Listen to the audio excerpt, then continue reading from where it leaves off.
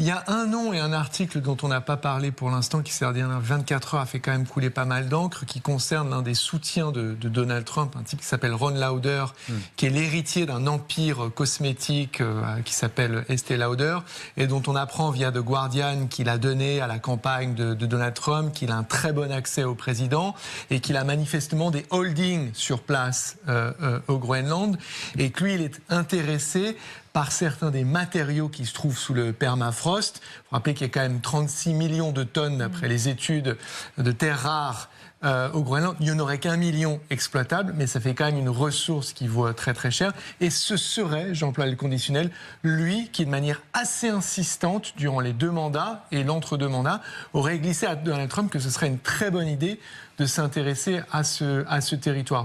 Au passage, et pour reboucler avec la séquence d'avant, il se trouve qu'il a travaillé au Pentagone à l'époque Ronald Reagan. Donc on voit que ce genre de personnages qui gravitent autour de Donald Trump peuvent avoir une influence qui paraît complètement démesurée et qui fait qu'ils s'engagent dans des projets qui vont contre l'intérêt des États-Unis et contre l'avis même de la plupart des Américains, qui étaient cités à l'instant par notre envoyé spécial Justine Jankowski. Vers Cambier. Oui, je pense que l'argument économique est complètement valable. On l'a vu d'ailleurs dans tous les territoires qu'il a attaqués par le passé, mais ce n'est pas forcément le plus judicieux. On le voit par exemple avec le Venezuela.